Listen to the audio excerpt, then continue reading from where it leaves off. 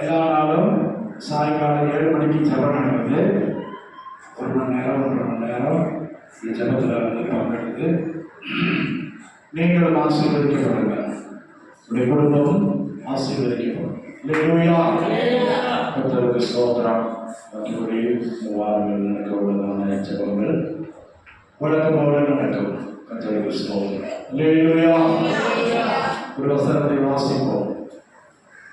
ஆதியாகமம் புத்தகம் 17ஆம் அதிகாரம் 1 முதல் 7 வசனத்தை வாசிப்போம். ஆதியாகமம் 17 1 முதல் 7 வசனம்.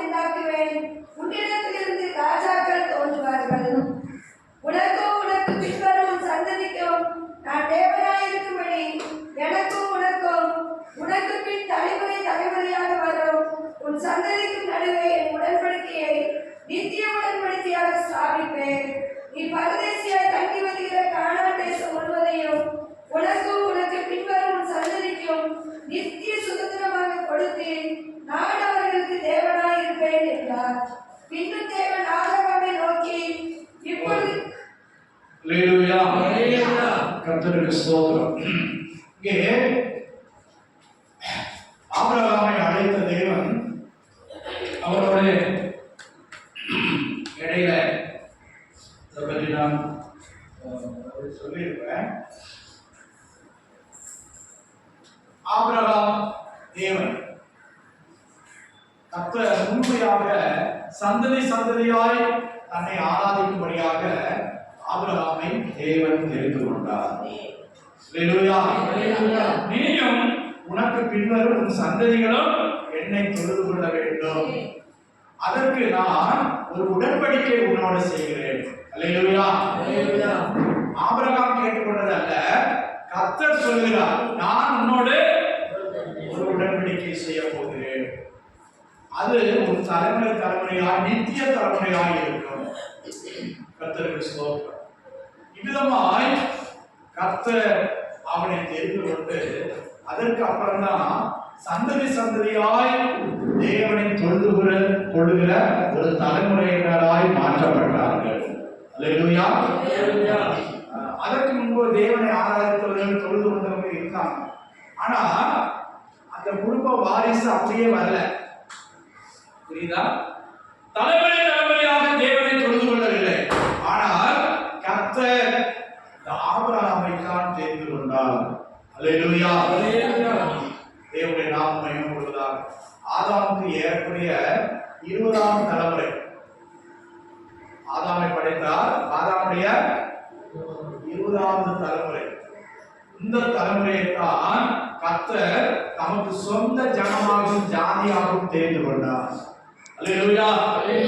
அவனை மாத்திரமல்ல, அவனுக்கு பின்வரும் சந்ததியும் நீங்கள் என்னைத்தான் தொழுது கொள்ள வேண்டும், எனக்கு நான் ஆராதனை செய்ய வேண்டும். அதற்கு நான் மாம்சத்திலே ஒரு உடன்படிக்கை பண்ண போகிறேன். அல்லேலூயா. அல்லேலூயா. எத்தனாவது வயதில் சொல்றாரு? 99ஆம் வயதில் அவனோடு பேசுகிறார். அல்லேலூயா. இதுவரை உனக்கு பிள்ளைகள் இருந்தார்கள், அவர்கள் எல்லாரும் வாக்குத்தத்தத்தின்படி உன்னுடைய பிள்ளைகள் அல்ல. அல்லேலூயா. அதுக்கு முந்தின வசனம் 14 வாசிங்க. ஆபிரகாம் இஸ்மவேலை பெற்றபோது ஆபிரகாம் 86 வயதா இருந்தார். 86 வயதா இருந்தார். கவனிங்க. ஆபிரகாமுக்கு இஸ்மவேலை பெற்றபோது அவனுக்கு வயசு எத்தனை? 86. அடுத்த வசனம் வாசிக்கிறோம் 99. இதுக்கு இடையில 13 வருஷம் கடந்து போயிருக்கு. அல்லேலூயா. ஆனபடினால் தான் ஆண்டவர் பேசுகிறாரு, நீ எனக்கு முன்பாக நடந்து கொண்டு உத்தமனாயிரு. இந்த 13 வருஷம் ஆண்டவர் பேசலையா? ஆபிரகாம்கிட்ட 75 வயதுல அவனை அழைத்தாரு. இப்போ 86 வயதுல இஸ்மவேல் பிறக்கிறான். யாருக்கு பிறக்கிறான்? ஆகாரு. அதாவது இவன் எகிப்துல பஞ்சம் பிழைக்க போனான். யாரு? ஆபிரகாம். சில நாட்கள் கானானிலே இருந்தான். இருந்தபோது கொடிய பஞ்சம் உண்டாயிற்று. பஞ்சம் உண்டான நாட்களில் அவன் எகிப்துக்கு போனான். அப்போ எகிப்தின் ராஜா தான் அங்கே அரண்மனையில பிறந்த ஒரு பெண். அத ஆபிரகாமுக்கு கொடுத்தான். ஏறக்குறைய 10 வயசுல அந்த சிறு பெண்ணை ஆபிரகாம் வீட்டுல அடிமையாவோ வேலைக்காவோ கொடுத்தான். கர்த்தருக்கு ஸ்தோத்திரம். அந்த முன்கதையெல்லாம் அவங்க தெரியும் நினைக்கிறேன். தெரிஞ்சாலும் தெரியாட்டாலும் இருக்கட்டும். அப்போ ஆபிரகாமுடைய மனைவியை அவன் அரண்மனையிலிருந்து அழைத்து கொண்டு வந்தபோது இந்த ஆகாரை அவளுக்கு உதவியாக கொடுத்தான். அவள் அந்த வீட்டிலே வளர்ந்தார். இப்போது 2 பேரும் பிள்ளை இல்லாமல் இருக்கும்போது 86 வயசாச்சு. ஆண்டவர் அழைத்து கொண்டு வந்து 11 வருஷம் கடந்து போனது. இவளால் ஒரு குழந்தை பிறக்கட்டுமே என்று சொல்லி சாராள் என்ன செய்தார்? தன் வீட்டில் வளர்ந்த ஆகார் என்கிற வேலைக்காரியை ஆபிரகாமுக்கு மனைவியை கொடுத்தார். கர்த்தருக்கு ஸ்தோத்திரம். அவள் கற்பம் தரித்து ஒரு குமாரனை பெற்றால் அவளுக்கு இஸ்மவேல் என்று பெயரிட்டார்கள். அதற்கு அப்புறம் தான் ஆண்டவருக்கு என்னமோ அது விருப்பம் இல்லை. ஆண்டவர் அவன் மேல கோபப்பட்டார், எல்லாருக்கால் வருத்தப்பட்டார். நான் சொல்லாத ஒரு சந்ததி இப்போது பிறந்தது, நான் எனக்கு பிரியமில்லாத ஒரு சந்ததி பிறந்திருக்கிறது என்று சொல்லி வருத்தப்பட்ட தேவன் கொஞ்ச நாள் பேசாம இருந்தார். அல்லேலூயா. எவ்வளவு நாள்? 13 வருஷம். அதற்கப்புறம் 86க்கு அப்புறம் 99ஆம் வருஷத்துல ஆண்டவர் ஆபிரகாமை திரும்ப அழைக்கிறார், திரும்ப பேசுகிறார். நான் யார்? நான் எப்படிப்பட்டவர்? நான் யாரு? வாசிங்க. ஆபிரகாம் 99 வயதான போது கர்த்தர் ஆபிரகாமுக்கு தரிசனமாகி, நான் சர்வ வல்லமையுள்ள தேவன், நீ எனக்கு முன்பாக நடந்து கொண்டு உத்தமனாயிரு. அல்லேலூயா. உத்தமனாயிரு. நான் யாரு? நான் சர்வ வல்லமையுள்ள தேவன். நீ என்ன புரிஞ்சுக்க. ஆண்டவரை நிறைய பேர் நாம புரிஞ்சுக்கிறது. அவருடைய வல்லமை என்ன, அவருடைய மகிமை என்ன, அவர் என்னெல்லாம் செய்ய முடியும் என்பதை நீங்க என்ன சரியா புரிஞ்சுக்கல. ஏதோ ஆண்டவர் கும்பிட மாத்திரம் நினைக்கிறீங்க. அப்படி இல்ல, எல்லாவற்றையும் செய்ய வல்லவர். அல்லேலூயா. அல்லேலூயா. கர்த்தருக்கு ஸ்தோத்திரம். கர்த்தர் எனக்காக யாவையும் செய்து முடிப்பார். அப்படி நம்ம விசுவாசிக்கிறோமா? எனக்காக யாவையும் 138 வாசிங்க.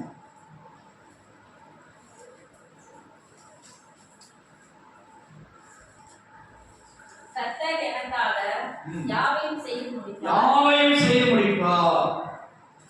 எத்தனை பேர் விசுவாசிக்கிறீங்க? எந்த சூழ்நிலையிலும் விசுவாசிக்கிறவங்களால தான் ஜெயம் அடைய முடியும்.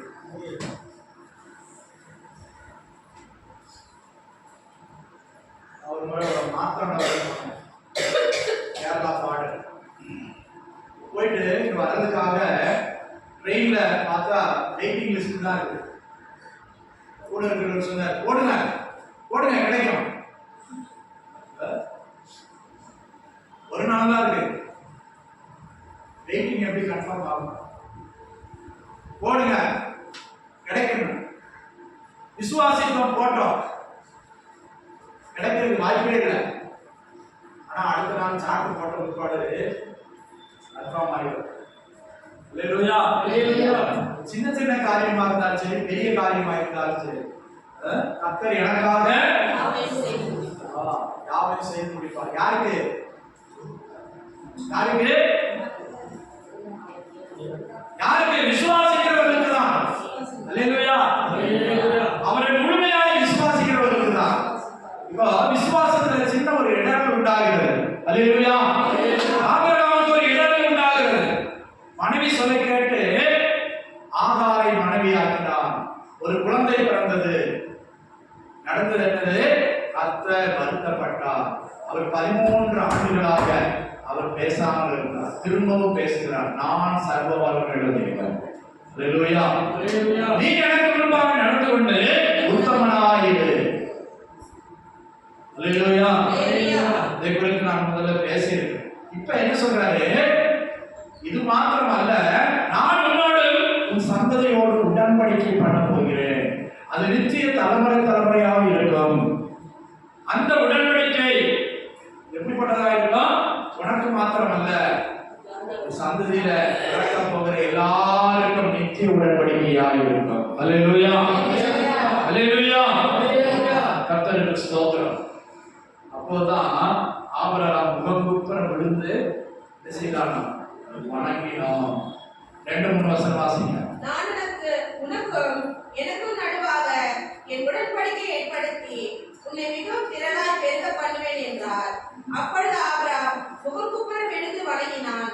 தேவன் அவனோடு பேசி, நான் உன்னோடு பண்ணுகிற உடன்படிக்கை என்னவென்றால், நீ திரளான ஜாதிகளுக்கு தகப்பன் ஆவாய். இனி உன் பேரு ஆபிரகாம் எனப்படாமல் ஆபிரகாம், நீ திரளான ஜாதிகளுக்கு தகப்பனாக இருக்கும்படியால், ஜாதிகளுக்கு தகப்பனாய் இருக்கும்படியால் உன் பேர் ஆபிரகாம் எனப்படும். நீ ஒரு இனத்துக்கு மாத்திரம் அல்ல, திரளான ஜாதிகளுக்கு தகப்பனா. அல்லேலூயா. அல்லேலூயா.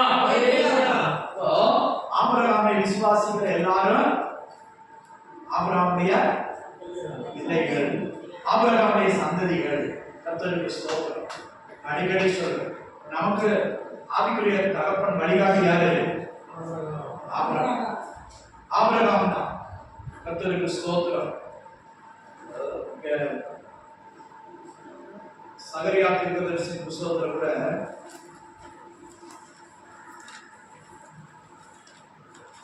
இரண்டாவது அதிகாரம் 11ஆம் வசனம் வாசிங்க. 2:11 பக்கம் 1093ஆம் பக்கம். கர்த்தரை சேர்ந்து என் தனமாவார்கள். நான் உன் அடியில் வாசமாய் இருப்பேன். அப்பொழுது சேனைகளில் கர்த்தர் என்னை உன்னிடத்தில் அனுப்பினார் என்று அறிவார்.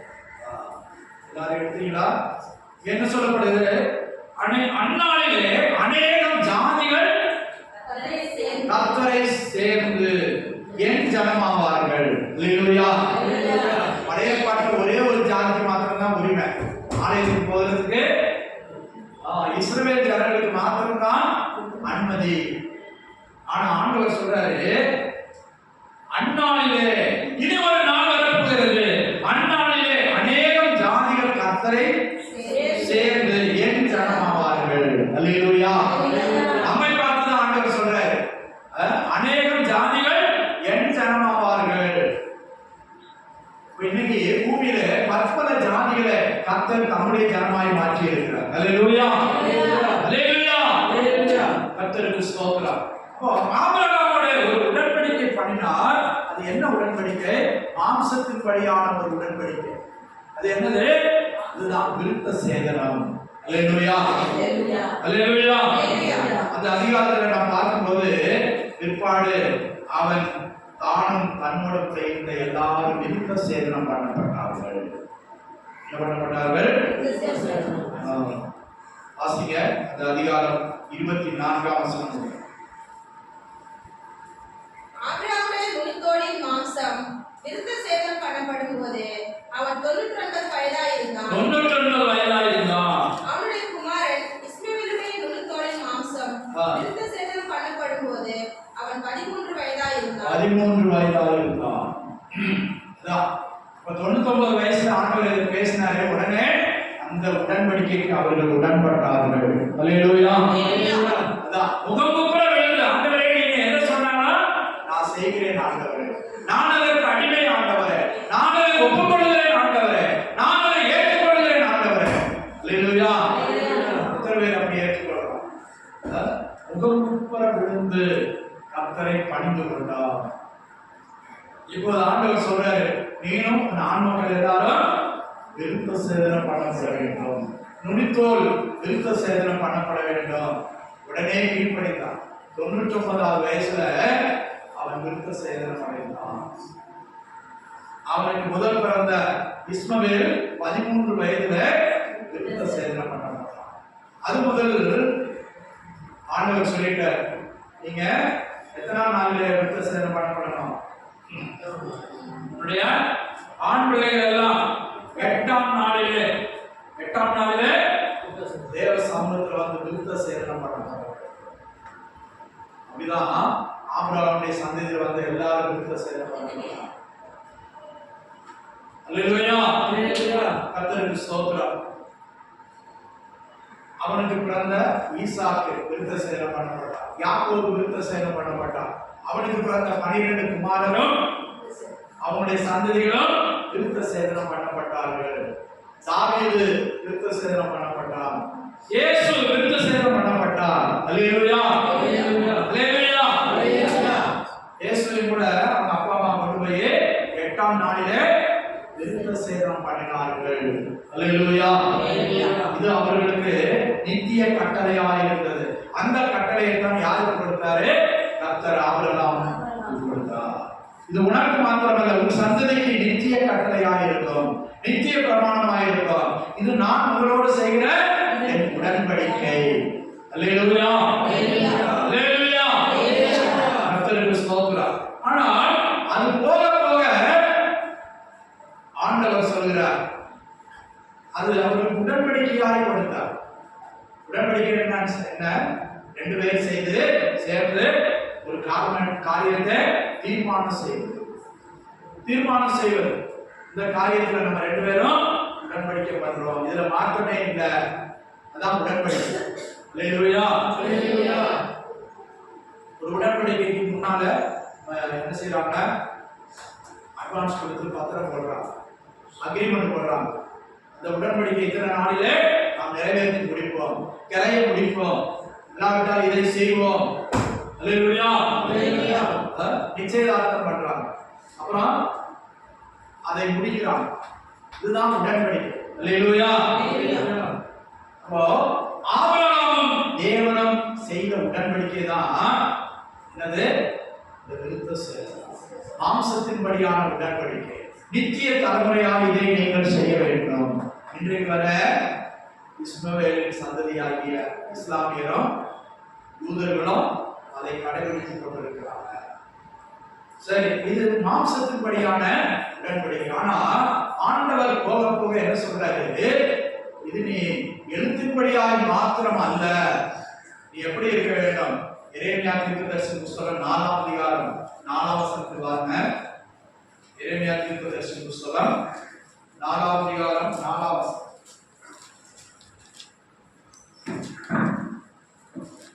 வாசிங்க. யூத மனுஷரே, எருசலேமின் குடிகளே, உங்கள் கிரியைகளுடைய பொல்லாப்பின் நிமித்தம் என் உக்கிரமும் அக்னியை கூட எழும்பி அவிப்பால் இல்லாமல் எரியாதபடிக்கு நீங்கள் கர்த்தருக்கென்று உங்களை விருத்த சேதனம் பண்ணி உங்கள் இருதயத்தில் முடித்தோரை நீக்கிக் கொடுக்கிறார்கள். அல்லேலூயா. எத்தனை பேர் வாசித்தீங்க? இங்க பாருங்க, கடைசியில் என்ன சொல்லப்படுகிறது? உங்கள் இருதயத்தின் முடித்தோரை விருத்த சேதனம் பண்ணுங்கள். அல்லேலூயா. இருதயத்தில் விருத்த சேதனம் பண்ணுங்கள். மாம்சத்தின்படி அல்ல, இருதயத்தில் விருத்த சேதனம் உண்டாகும். இருதயத்தில் தேவனோடு சரியான உடன்படிக்கை உண்டாகும். இருதயத்தில் தேவனோடு கூட ஒப்புரவாகணும். அதைத்தான் ஆண்டவர் விரும்புகிறார். மாம்சத்தின்படி செய்தவர்கள் கர்த்தரோடு உடன்படிக்கையிலே சரியில்லை. அவர்கள் பின்மாறி போனார்கள், அவர்கள் தேவனை விலகி போனார்கள், பாகாலை ஆராதித்தார்கள். சீதோனியருடைய அருவருப்பாகிய மில்கோமையும் மற்றும் பல தேவிகளை ஆராதித்தார்கள், கர்த்தருக்கு விருப்பமில்லாத காரியங்களை செய்தார்கள். ஆனபடியால் ஆண்டவர் என்ன சொல்றாரு? உங்களுடைய இருதயத்தின் நிமித்தோரை நீக்கி போடுங்கள். உங்களுடைய வஸ்திரங்களை அல்ல, உங்களுடைய இருதயங்களை கிழித்து. அல்லேலூயா. கர்த்தருக்கு ஸ்தோத்திரம். அதை செம்மைப்படுத்துங்கள். தேவனுடைய நாமம் மகிமைப்படுவதாக. எசேக்கியேல் சொல்றார் 44ஆம் அதிகாரம் 7ஆம் வசனம் வாசித்து பாருங்க. எசேக்கியேல் 44:7 1020ஆம் பக்கம். நீங்கள் எனக்கு செலுத்த வேண்டிய ஆதாரமாகிய நிலத்தையும் இரத்தத்தையும் செலுத்துவீர்கள். என் ஆலயத்தை பரிசுத்த குலைச்சலாக்கும்படி விருத்த சேதனம் இல்லாத இருதயமும் விருத்த சேதனம் இல்லாத மாம்சமும் உள்ள அந்நிய புத்திரரை என் பரிசுத்த ஸ்தலத்துக்குள் இருக்கிறதுக்காக அழைத்து கொண்டு வந்தீர்கள். பாருங்க, அந்நிய ஆலயத்துக்குள்ள வரக்கூடாது. அதுல 9ஆம் வசனம் வாசிங்க. கர்த்தராகிய ஆண்டவர் சொல்கிறது என்னவென்றால், இஸ்ரவேல் புத்திரர் நடுவில் இருக்கிற சகல அந்நிய புத்திரர்களும் விருத்த சேதனம் இல்லாத இருதயமும் விருத்த சேதனம் இல்லாத மாம்சமுள்ள அந்நிய புத்திரன் ஒருவனும் என் பரிசுத்த ஸ்தலத்துக்குள் பிரவேசிப்பதில்லை. அந்நிய மாம்சம். அல்லேலூயா. அல்லேலூயா. கர்த்தருக்கு ஸ்தோத்திரம். இப்போ புதிய பாட்டுல வரும்போது அந்நிய மாம்சம் என்றால் சொன்ன ரட்சிக்கப்படாதவன், தேவனை ஆராதிக்காதவன், ஞானஸ்நானம் எடுக்காதவன், அதான் அந்நிய மாம்சம். அல்லேலூயா. அல்லேலூயா. அவன் தேவனுடைய ஆலயத்துல அவனுக்கு பங்கு இல்லை. கர்த்தருக்கு ஸ்தோத்திரம். பிரியமானவர்களே, இருதயத்திலே விருத்த சேதனம், இதைத்தான் ஆண்டவர் எதிர்பார்க்கிறார். மாம்சத்தின்படி விருத்த சேதனம் பண்ணிட்டு அவர்கள் தங்களுடைய மனசு மாம்சம் விரும்பினபடி நடக்கிறார். ஆனால் கர்த்தர் என்ன சொல்கிறார்? இருதயத்திலே விருத்த சேதனம் பண்ண வேண்டும். தேவனுடைய நாமம் மகிமைப்படுவதாக. இருதயத்திலே விருத்த சேதனமே விருத்த சேதனம். இருதய விருத்த சேதனமே விருத்த சேதனம். ரோமர் 2ஆம் அதிகாரத்துல ஆண்டவர் தெளிவாய் சொல்கிறார். ரோமர் நிருபம் 2ஆம் அதிகாரத்துல வாசித்து பாருங்க.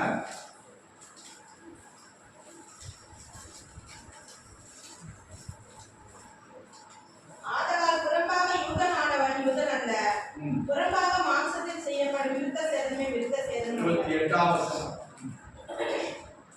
ஆதலால் புறம்பாக யூதனானவன் யூதன் அல்ல, புறம்பாக மாம்சத்தில் செய்யப்படும் விருத்த சேதனமும் விருத்த சேதனம் அல்ல. உள்ளத்திலே யூதனானவனே யூதன், எழுத்தின்படி உண்டாக்காமல் ஆவின்படி இதயத்தில் உண்டாகும் விருத்த சேதனமே விருத்த சேதனம். ஆமென். இப்படிப்பட்டவனுக்குரிய புகழ்ச்சி மனுஷனாலே அல்ல, தேவனாலே உண்டாயிருக்கிறது. இப்ப கர்த்தர் நம்மை புறம்பான விருத்த சேதனம் அல்ல, எப்படி நம்மை விருத்த சேதனம் உள்ளவராக மாற்றி இருக்கிறாரு?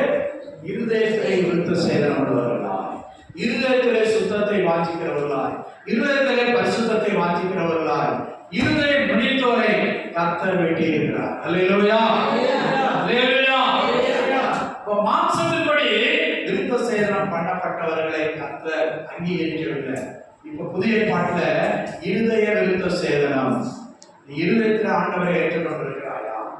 இருதயத்தில் ஆண்டவரை ருசிக்கிறாயா, ரசிக்கிறாயா? இருதயத்தில் ஆண்டவருக்கு இடம் கொடுத்திருக்கிறாயா? மாம்சத்தின்படி செய்யப்படுகிற விருத்த சேதனம் விருத்த சேதனம் அல்ல. மாம்சத்தின்படி யூதன் யூதன் அல்ல, ஆவிக்குரிய யூதனாய் இருக்கிறவன், ஆவிக்குரிய இஸ்ரவேலனாய் இருக்கிறவனே யூதன். அல்லேலூயா. அல்லேலூயா.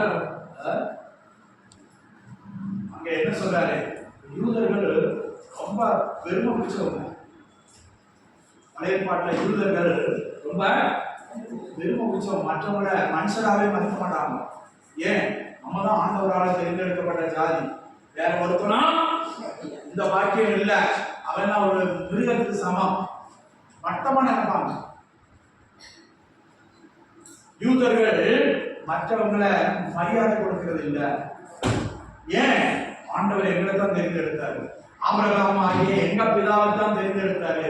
நாம தான் நாங்களாம் இறைவனுடைய தேர்ந்தெடுக்கப்பட்ட சந்ததி. இப்படி ஒரு பெருமை அவர்களுக்கு இருந்தது. அல்லேலூயா. அல்லேலூயா. ஆனால் கர்த்தர் இங்க என்ன சொல்றாரு? 3ஆம் அதிகாரம் 1ஆம் வசனத்துல கூட இப்படியானால் யூதனுடைய மேன்மை என்ன? விருத்த சேதனத்தினாலே பிரயோஜனம் என்ன? விருத்த சேதனத்தினாலே பிரயோஜனம் என்ன? பாருங்க, அங்கே உடன்படிக்கை செய்யறாரு. உடன்படிக்கை அவர்கள் உண்மை இல்லாததுனால கர்த்தர் பேசுகிறார். யூதனுடைய மேன்மை என்ன? விருத்த சேதனம் சொல்றிய இதனுடைய மேன்மை என்ன? அது எதற்காக கொடுக்கப்பட்டது? நீ அதையே மறந்துட்ட. அந்த ஆண்டவரை மறந்து நீ தூரம் போயிட்ட. நீ விக்கிரகங்களை ஆராதிக்கிற. அப்போ உன் மேன்மை போயிடுச்சு, உன் மகிமை போயிடுச்சு. திரும்ப வாசிங்க. இப்படியானால் யூதருடைய மேன்மை என்ன? விருத்த சேதனத்தினாலே பிரயோஜனம் என்ன? விருத்த சேதனத்தினாலே பிரயோஜனம் என்ன? இந்த ரோமர்ல முழுவதும் கிரியை கிரியை கிரியை என்று சொல்லி அப்போஸ்தலனாகிய பரிசுத்த பவுல் ரோமருக்கு எழுதுறார். ரோமாவில் உள்ளதான யூதர்களுக்கு எழுதுறார். என்ன எழுதுறாரு? நீங்க கிரியை பிரமாணம். கிரியை பிரமாணம்னா என்னது? ரட்சிக்கப்பட்ட விசுவாசிகள் சொல்றாங்க, நீங்க உடனே விருத்த சேதனம் எடுக்கணும். புரியுதா புரியலையா?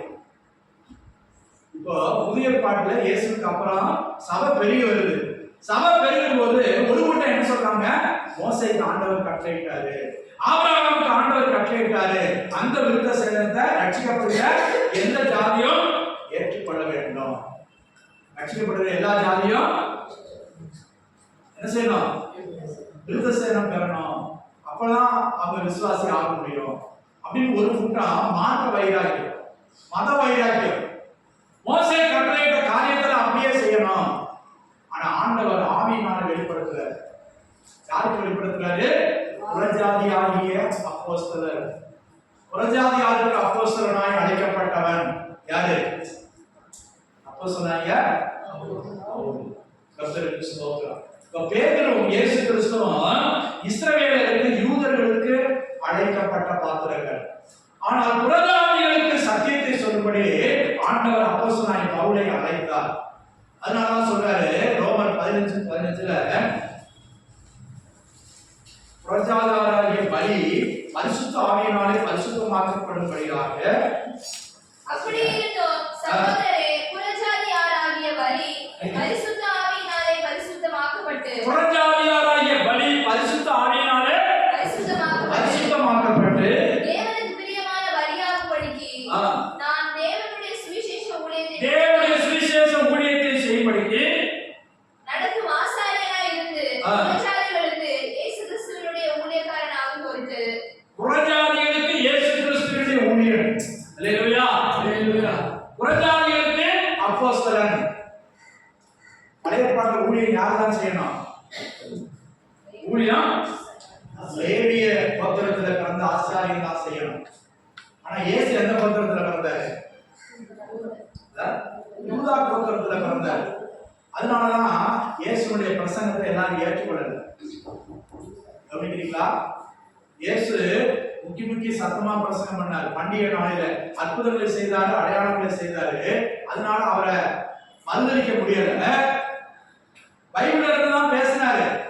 ஆனா இவன் யாரு? இவன் குடும்பம் என்ன? இவன் கோத்திரம் என்ன? இப்படிதான் பார்த்துக்கிட்டே இருந்தாங்க. இயேசு தேவனால் அனுப்பப்பட்டவர் என்று சொல்லி அவங்க விசுவாசிக்கல, மேசியா என்று விசுவாசிக்கல. அதனாலதான் அவருடைய பேச்சு அதிகாரமா இருந்தது, வல்லமை வெளிப்பட்டது, அற்புதங்கள் அடையாளங்கள் வெளிப்பட்டது. ஆனா இவன் யாரு? இவன் யூதன், யூதா கோத்திரம், லேவி கோத்திரம் கிடையாது. இவன் எப்படி இதை போதிக்கலாம்? பழைய ஏற்பாட்டு காலத்துல தீர்க்கதரிசிகள் கூட பலரும் லேவி கோத்திரத்தா இருந்தாங்க. எஸ்ரா, நெகேமியா இவர்களெல்லாம் ஆசாரிய வம்சத்துல வந்தாங்க. ஆனா இவர் ஆசாரிய வம்சம் கிடையாது. இவன் யோசேப்பின் குமாரன், இவன் தாவீதின் வம்சத்துல வந்தவன். இவன் எப்படி போதிக்கலாம்? இவன் எப்படி புல்பீட்டில் ஏறலாம்? அல்லேலூயா. அல்லேலூயா. அல்லேலூயா. அல்லேலூயா. இன்னைக்கு இந்துக்கள் என்ன செய்யறாங்க? பூணூல் போட்டதான் என்ன செய்யணும்? மணி அடிக்கணும். ஊருக்கு போனாதான் யானையை பிடிச்சி கொடுப்பான்.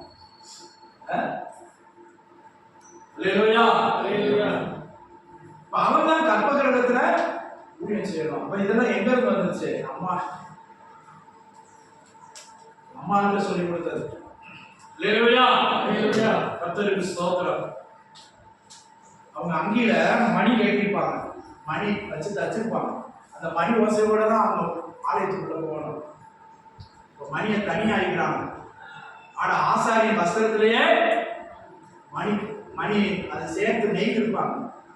அந்த மணி ஓசை கேட்கணுமா ஆலயத்துக்குள்ள போகும்போது? அவன் அந்த பரிசுத்த ஸ்தலத்துக்குள்ள உள்ள போகும்போதும் மணி ஓசை கேட்கணும். அல்லேலூயா. அதுதான் நீங்க கேட்குறாங்க.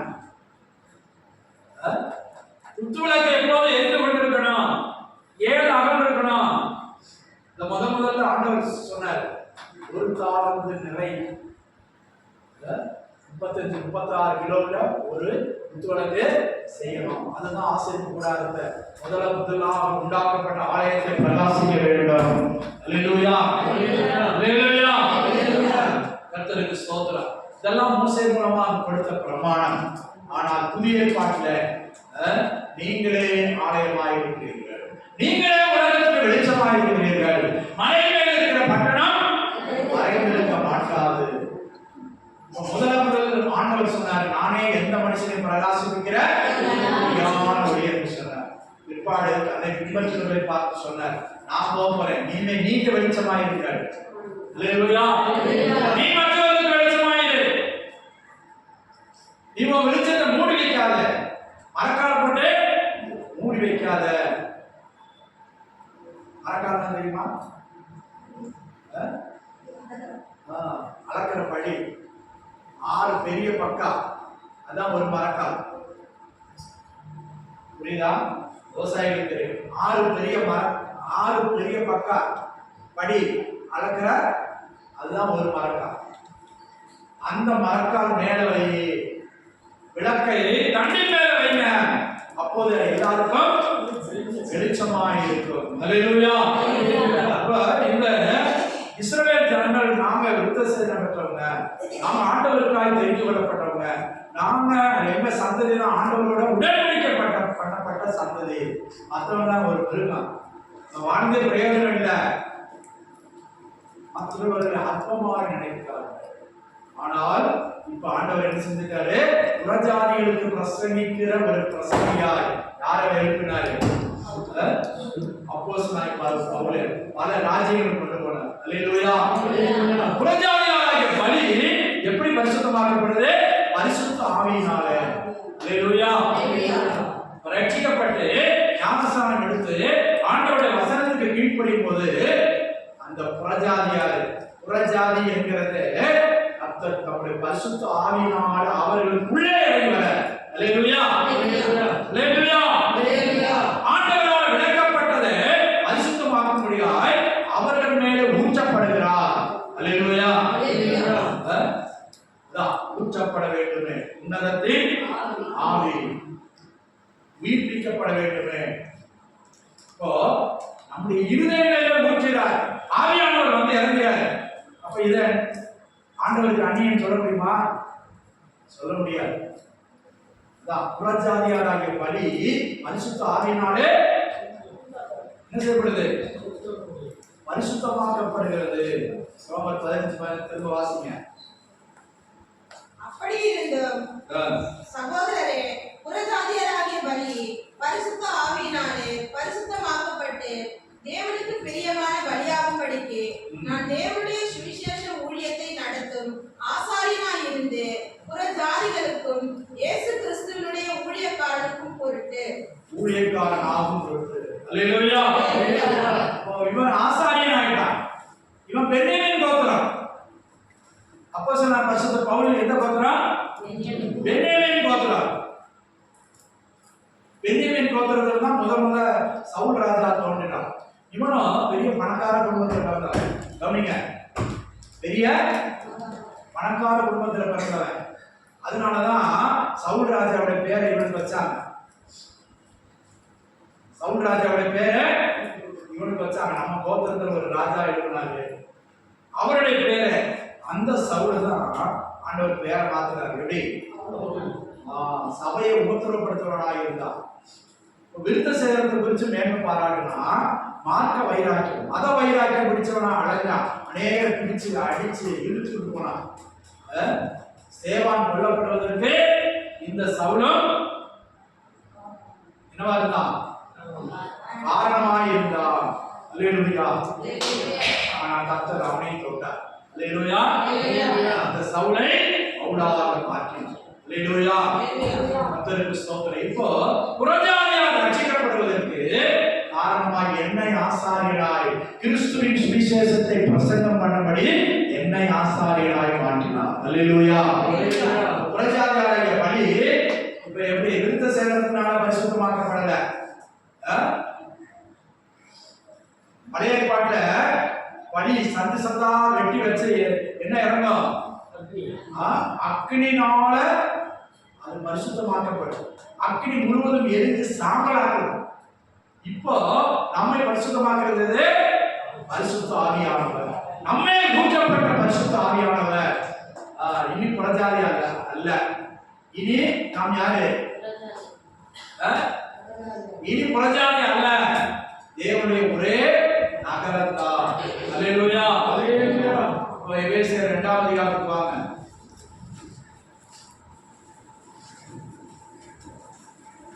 18ஆம் வசனம் வாசிங்க.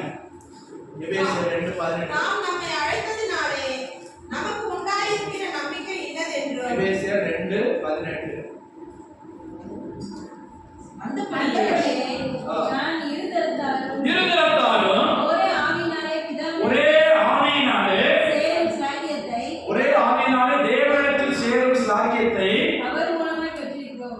இயேசு கிறிஸ்து மூலமாய் பெற்றிருக்கிறோம். ஆகையால் நீங்கள் இனி அந்நியரும் பரதேசிகளாய் அல்ல. ஒரு காலத்தில் நாம் அந்நியராய் இருந்தோம். இஸ்ரவேலின் அந்த காணியாட்சிக்கு உடன்பாடுவர்களாய் இருந்தோம். ஆலயத்துக்கு அப்பாற்பட்டவர்களாய் இருந்தோம். ஆலய தரிசனம் நமக்கு கிடையாது. அல்லேலூயா. அந்நியனுக்கு ஆலயத்துக்குள்ள வரக்கூடாது. அதான் நம்ம முதல்ல வாசிப்போம். விருத்த சேதனம் பெறாதவனை நீ ஆலயத்துக்குள்ள கொண்டு வருகிற. அல்லேலூயா. ஆலயத்தை மிதிக்க கூடாது. ஆனால் இப்போது கர்த்தர் என்ன செய்கிறார்? வாசிங்க. ஆகையால் நீங்கள் இனி அந்நியரும் பரதேசிகளுமாய் இராமல் பரிசுத்தவான்களோடே ஒரே நகரத்தாரும் தேவனுடைய வீட்டாருமாய் இருந்து அப்போஸ்தலர் தீர்க்கதரிசிகள் என்பவர்களுடைய அஸ்திபாரத்தின் மேல் கட்டப்பட்டவர்களுமாய் இருக்கிறீர்கள். அதற்கு இயேசு கிறிஸ்து தாமே மூலைகளாய் இருக்கிறார். அவர் மேல் மாளிகை முழுவதும் இசைவாய் இணைக்கப்பட்டு கர்த்தருக்குள் பரிசுத்த ஆலயமாய் எழும்புகிறது. அவர் மேல் நீங்களும் ஆவியினாலே தேவனுடைய வாசஸ்தலமாக கூட்டி கட்டப்பட்டு வருகிறீர்கள். அல்லேலூயா. இதுதான் ஒரு காலத்துல புறஜாதிகளாய் அந்நியராய் இஸ்ரவேலின் காணியாட்சிக்கு புறம்பானவர்களாய் சுதந்திரத்துக்கு அந்நியர்களாய் தேவன் எனப்பட்டது எதுவோ அதுக்கெல்லாம் அந்நியராய் இல்லை. நம்மை ஆவி வணக்கம் தான் இந்தியாவில் முத இருந்துச்சு. ஆவி வணக்கம், ஆவிகளை வணக்கம். ஏதோ ஒரு ஆவி இருக்கு, அதுதான் தெய்வம். அப்படிதான் ஆராதிச்சுட்டு இருக்காங்க. பிராமணர்கள் வந்துதான், பிராமணர் பாரசீகர் இவங்க வெளிநாட்டுல இருந்து வந்தாங்க. இந்த கலரா இருக்கிறவங்க ஒன்னா சேர்ந்துட்டாங்க. ஒன்னா சேர்ந்துட்டு அதுக்கப்புறம் தான் அவங்கள பிராமணர்னு வச்சுக்கிட்டாங்க. ஆரியர்கள் அவங்க தனியா ஒரு புஸ்தகம் எழுதிக்கிறாங்க. புஸ்தகம் எழுதி இவங்கெல்லாம் கருப்பு ஜாதி, அவங்கெல்லாம் நமக்கு கீழே, நம்ம தான் வசதி அப்படின்னு சொல்லி நம்மளை அடிமைப்படுத்தி என்ன செஞ்சுட்டாங்க, நாங்க உங்களுக்கு சாமியை எப்படி இருக்குது, எப்படி உங்களுக்கு வணங்கணும்னு நாங்க சொல்லி தரோம் அப்படின்னு சொல்லி அவங்க என்ன செஞ்சுட்டாங்க, நம்மளை அடிமைப்படுத்தி அவன் பூசாரியாவா சாமியாராவா இருக்கான். அதுல அந்நிய தேசத்தில் இருந்த யூதர்களும் இருந்தாங்க. அவங்க முறையை கை கொண்டு நம்ம இப்படிதான் இருக்கணும், நம்ம உடைக்கிற தேங்காய் தான் அவன் வாங்கிட்டு போகணும், நம்ம தான் உள்ள போகணும், அவன் உள்ள வரக்கூடாது, அவன் தாழ்ந்தவன், அவன் அவன் குறைஞ்சவன் இப்படின்னு சொல்லி நம்ம மட்டம் தட்டி என்ன செஞ்சுட்டாங்க? கர்த்தருக்கு ஸ்தோத்திரம். இவ்விதமாய் மனிதன் அடிமைப்பட்டு கிடந்தான். நாம் தேவனை விட்டு தூரம் போனோம். ஆனால் இப்போது இந்த வசனங்கள்லாம் வீட்டுல போய் வாசிப்பாங்க. ஆவியினாலே கர்த்தர் நம்மை ஒரே நகரத்தாராய், ஒரே மாளிகையாய், ஒரே வீடாய், ஒரே குடும்பமாய் கர்த்தர் நம்மை மாற்றி விட்டார். அல்லேலூயா, அல்லேலூயா, அல்லேலூயா.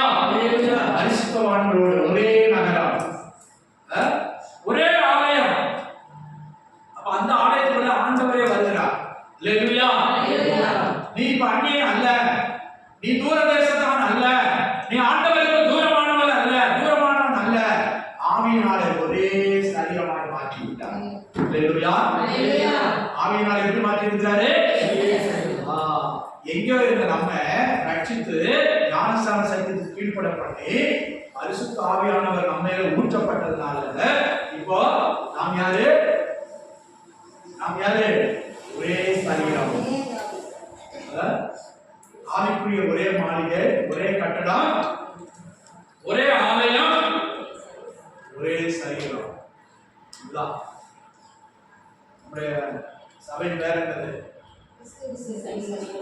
கிறிஸ்துவின் சரீரமாகிய சபை. கிறிஸ்து தலையா இருக்கிறார், ஆவியானவர் அதற்குள்ளே ஊற்றப்பட்டிருக்கிறார், ஒரே சரீரமாய் நம்மை மாற்றி இருக்கிறார். அல்லேலூயா, அல்லேலூயா, அல்லேலூயா. கர்த்தருக்கு ஸ்தோத்திரம். இருக்கா? ஒரே சரீரம் இருக்கா? இங்க இருக்குது, அந்த இடத்துல இருக்கு. அதுல ஒரு வசனம் தான், எபேசியர் 4:11. எபேசியர்ல 4:11-12 வசனம். மேலும் நாம் அனைவரும் தேவனுடைய குமாரனை பற்றும் விசுவாசத்திலும் அறிவிலும் ஒருமைப்பட்டவர்களாகி கிறிஸ்துவின் நிறைவான வளர்ச்சியை அளவுக்கு பூரண புருஷராகும் வரைக்கும். நீங்க ரட்சிக்கப்படும் மனம் திரும்பும் போது பிறக்கிறீங்க, புதிதாய் பிறந்த குழந்தை. ஞானஸ்நானத்தில் ஒரு பிறப்பு, பரிசுத்தாவியை பிறப்பு வரும்போது ஒரு பிறப்பு. அது எப்படி ஆகும்னா பூரண புருஷராகும் வரைக்கும் வளரும் படிக்கு. வாசிங்க. பரிசுத்தவான்கள் சீர்பொருந்தும் பொருட்டு சுவிசேஷ ஊழியத்தின் வேலைக்காகவும் கிறிஸ்துவின் சரீரமாகிய சபையானது. பாத்தீங்களா? இந்த பேர் தான் நம்ம வச்சிருக்கோம், கிறிஸ்துவின் சரீரமாகிய சபையானது. திரும்ப வாசிங்க. கிறிஸ்துவின் சரீரமாகிய சபையானது பக்தி விருத்தி. வேற ஒரு சபை பேரும் பைபிள்ல சொல்லப்படல. ஒவ்வொருத்தரும் ஒவ்வொரு பேர் வச்சிருக்காங்க. அந்த சபை, இந்த சபை, அதெல்லாம் ஊழியத்தின் பேரு தான். சபையின் பேரு ஆண்டவர் கொடுத்த பேர் இதுதான், கிறிஸ்துவின் சரீரமாகிய சபை. இதுதான் ஆவிக்குரிய சபை. கிறிஸ்து தலையாக என்றால் நாம் ஒவ்வொருவரும் சரீரத்தின் அவயவமாய் இருக்கிறோம். கிறிஸ்துவின் சரீரமாகிய சபையானது பக்தி விருத்தி அடைவதற்காகவும் அவர் சிலரை அப்போஸ்தலராகவும், சிலரை தீர்க்கதரிசியாகவும், சிலரை சுவிசேஷகராகவும், சிலரை மேய்ப்பராகவும் போதகராகவும் ஏற்படுத்தினான். அல்லேலூயா. இந்த சபை பக்தி விருத்தி அடையணும். அடையணும். பக்தி, முதல்ல பக்தி உண்டாகணும், அதுல விருத்தி உண்டாகும். அல்லேலூயா. இந்த குடும்பத்துல விருத்தி இல்ல, அந்த இதுல விருத்தி இல்ல, முதல்ல நம்ம விருத்தி அடையணும். அல்லேலூயா.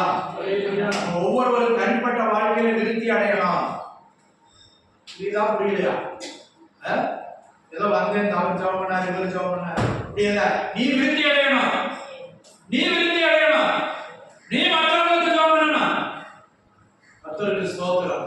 பக்தியில விருத்தி அடைவதற்காகத்தான் கிறிஸ்துவின் சரீரமாகிய சபையில நம்மை இணைத்திருக்கிறார், ஒன்றாக்கி இருக்கிறார். பழைய ஏற்பாட்டு காலத்துல அவங்க விருத்த சேதனத்தை தூக்கி பிடிக்கிறாங்க. நீங்க எதை தூக்கி பிடிப்பீங்க? நீங்க எதை தூக்கி பிடிப்பீங்க? சொல்லுங்க. என்னை பரிசுத்த ஆவியானவர் ஊற்றப்பட்டிருக்கிறார். நான் கிறிஸ்துவின் சரீரமாகிய சபை. அல்லேலூயா, அல்லேலூயா, அல்லேலூயா, அல்லேலூயா. என்னை பரிசுத்த ஆவியானவர் வாசம் பண்ணுகிறார். என் இருதயம் விருத்த சேதனம் அடைந்திருக்கிறது. நம்ம இப்ப எங்க விருத்த சேதனம் பெற்றிருக்கிறோம்? இருதயத்தில் அவர் கூட்டிக் கொண்டிருக்கிறார். உங்கள் இருதயத்தில் ஊற்றப்பட்ட பரிசுத்த ஆவியானவர். புரியுதா? புரியுதா? அல்லேலூயா, அல்லேலூயா. இருதயத்தில் ஊற்றப்பட்டிருக்கிறார் தேவனுடைய ஆவி. உங்கள் இருதயத்தில் ஊற்றப்பட்ட பரிசுத்த ஆவியானவர். அல்லேலூயா. இருதய விருத்த சேதனம் பெற்ற நாம் தான் மெய்யான யூதர்கள், மெய்யான கிறிஸ்துவின் சந்ததியார், மெய்யான தேவனுடைய ஆலயம் நாம் தான். அல்லேலூயா, அல்லேலூயா, அல்லேலூயா, அல்லேலூயா. கர்த்தர் தெளிவா சொல்றார், ரட்சிக்கப்படாதவன், விருத்த சேதனம் பெறாதவன் ஆலயத்தை பிரிக்க கூடாது. நம்ம தான் பரிசுத்த ஆலயமா மாறி. அல்லேலூயா, அல்லேலூயா. ரட்சிக்கப்படாதவன் நம்ம குடும்பத்தில் இருந்தாலும் நான் உன் கூட வரேன், மனைவியை முந்தானி கொடுத்து நான் உன் கூட வந்துடுறமா பல்லவத்துக்கு. ஆமா, வீட்டுக்காரர் சொல்ற நீ போகும்போது நானா முந்தானி பிடிச்சிட்டு வந்துடுறேன். அப்ப விருத்த சேதனம் இல்லாம ஆலயத்துக்குள்ள வரக்கூடாது. அந்த பரிசுத்த ஆலயமாய் நம்மை மாற்றி அங்க கொண்டு போற அந்த ஆலயத்துக்குள்ள விருத்த சேதனம் பெறாதவன் வர முடியுமா? வர முடியாது.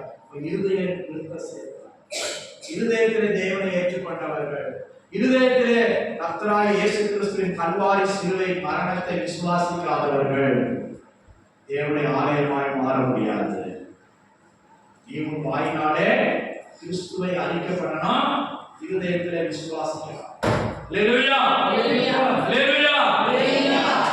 குழந்தையாக இருக்கக்கூடாது, பக்தியிலே விருத்தி அடையணும், விருத்தி அடையணும். அதற்காக தான் கிறிஸ்துவின் சரீரமாய் சபைக்குள்ள கொண்டு வந்திருக்கிறார். ஏதோ அவங்க ஜெபம் பண்ணாங்க, இவங்க ஜெபம் பண்ணாங்க, அவங்க ஜெபம் பண்ணா நல்லா இருக்கும், அப்படி அல்ல. ஆவியானவர் உனக்குள்ளே வாசப்படுகிறார். பிசாசுடைய அனுதார் தொடாது, பக்கத்துல வந்தாலும் உனக்குள்ள இருக்கிற ஆவியானவர் எரித்துக் கொள்வார். அல்லேலூயா, நீ அக்னியாய் மாறு. ஆவியின் விருத்த சேதனத்தை அடையணும். யாராவது ஆவிக்குரிய விருத்த சேதனம் அடையாம இருக்கிறீங்களா? கர்த்தர் எனக்குள்ளே வாசம் பண்ணுகிறார். நான் பரிசுத்த ஆவியினாலே புறஜாதியாகிய பணி பரிசுத்தமாக்கப்பட்டபடியே என்னை பரிசுத்தமாக்கி இருக்கிறார், பரிசுத்த மாத்திரமாய் மாற்றி இருக்கிறார், பரிசுத்த ஆலயமாய் மாற்றப்பட்டிருக்கிறார். பரிசுத்த ஆவியானவர் எனக்குள்ளே வாசம் பண்ணுகிறார். அல்லேலூயா, அல்லேலூயா, அல்லேலூயா. இருதயத்திலே விருத்த சேதனம் அடைந்தவனே உள்ளத்தில் யூதனானவனே யூதன். அல்லேலூயா, அல்லேலூயா. யூதன்கிற வார்த்தை முஸ்லிம்கள் கேட்டாலும் புரியல. எங்க இருக்கிறவங்க, இங்க இருக்கிறவங்க கூட பிடிக்காது. யூதன் சொல்லக்கூடாது, எருசலேம் சொல்லக்கூடாது. அல்லேலூயா, அல்லேலூயா. ஆனால் ஆவிக்குரியவர்களாய் கர்த்தர் நம்மை மாற்றி வைத்திருக்கிறார். ஆவிக்குரிய யூதர்கள், ஆவிக்குரிய எருசலேமாய், ஆவிக்குரியவர்களாய் நமக்குள்ளே வாசம் பண்ணுகிற தேவாதி தேவன் அவர் நமக்குள்ளே இருக்கிறார். அல்லேலூயா, அல்லேலூயா. காலத்திலே நம்முடைய முன்னோர்கள் அந்நியராய் இருந்தார்கள், தேவனுக்கு விரோதமாய் இருந்தார்கள், சத்துருக்களாய் இருந்தார்கள், தேவனை அறியாதவர்களாய் இருந்தார்கள். மனசும் மாம்சம் விரும்பினதை ஆராதித்து நம்முடைய இஷ்டம் போல வாழ்ந்து வந்திருக்கிறோம். ஆனால் அப்படிப்பட்ட வாழ்க்கையில் இருந்து கர்த்தர் நம்மை விடுவித்து அவருக்கு சொந்த ஜனமாய் மாற்றியிருக்கிறார். அல்லேலூயா, அல்லேலூயா. இப்ப நாம் யாரு? அவருக்கு சொந்த ஜனம். முதல்ல சத்துருக்களாய் இருந்தோம், அந்நியராய் இருந்தோம், சொந்த ஜனம், அப்புறம் சொந்த குடும்பம், அப்புறம் சொந்த சரீரம். சரீரம் எப்படி? அவர் தலை கிறிஸ்து, அவர் மணவாளன், நாம் மணவாட்டி, அவர் புருஷன், நாம் மனைவி. அதான் ஒரு சரீரம். அல்லேலூயா, அல்லேலூயா. அதுக்குதான் ஆவியானவர் ஊற்றப்பட்டிருக்கிறார். மறந்து விடாதீங்க, திரும்ப திரும்ப சொல்றேன். அவருக்கு சொந்த சரீரம், இந்த சரீரத்தை விலை கொடுத்து வாங்கிவிட்டார். கல்வாரி சிலுவையில் சிந்தின ரத்தத்தினாலே நம்மை மீட்டுக் கொண்டார். நாம் அவருக்கு சொந்தம், நாம் அவருக்கு சொந்தம், அந்நியருக்கு அல்ல. இந்த சரீரம் யாருக்குரியது? இயேசு கிறிஸ்துவுக்குரியது. அல்லேலூயா, அல்லேலூயா. அந்த சரீரத்தை குறித்து பிசாசு தர்க்கம் பண்ணக்கூடாது. மோசேயின் சரீரத்தை குறித்து பிசாசு தர்க்கம் பண்ணான். நம்முடைய சரீரத்தை குறித்து பிசாசு தர்க்கம் பண்ணக்கூடாது. அல்லேலூயா, அல்லேலூயா. சாகும்போது தர்க்கம் நாம தான் நடக்கும். பிசாசு தர்க்கம் பண்ண விடக்கூடாது. அல்லேலூயா, அல்லேலூயா. சொல்லுவாங்க சில இந்த மாடி போகும்போது வண்டி நின்றுச்சு. பிசாசுக்கு அர்த்தம் பண்ணக்கூடாது. நீ அந்த அளவுக்கு பரிசுத்தவனா இருக்கணும். நான் தேவனை பிரியர். அல்லேலூயா. தேவனை முகமுகமாய் கண்ட தீர்க்கதரிசி மோசே. ஆனா செத்த போது அவன் வந்து தர்க்கம் பண்ணான். எதுக்கு? இந்த கோழினால ஆண்டவர் சொல்ல சொன்னதை அடிச்சான். ஆண்டவரையே அடிச்சான். கீழ்ப்படியாதவன். இப்ப நம்ம எதுக்கெல்லாம் கீழ்ப்படியல? கீழ்ப்படியாமைனாலே செத்துறக்கூடாது. அல்லேலூயா. புரியுதா புரியலையா?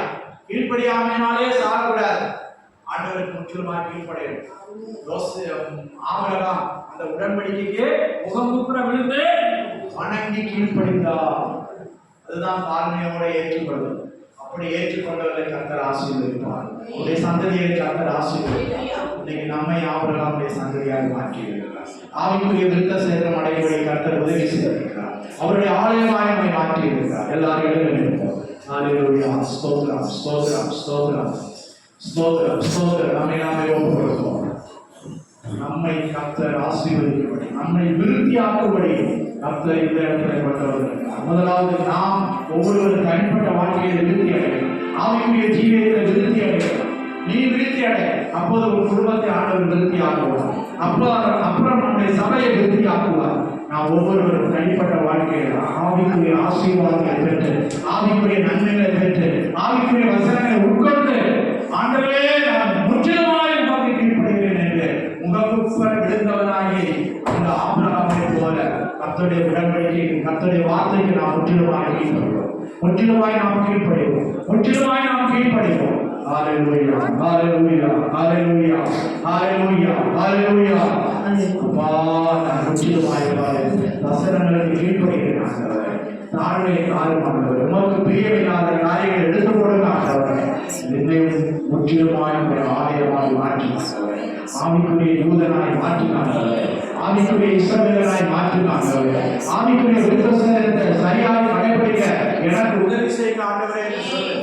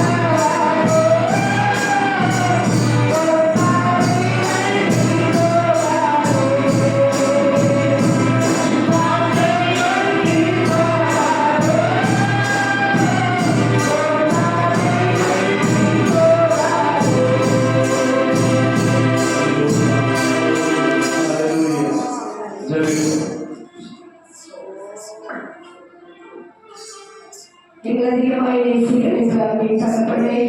அப்பா, இந்த நல்ல வேலைக்காக நன்றியோடு நாங்கள் சோதரிக்கிறோம்.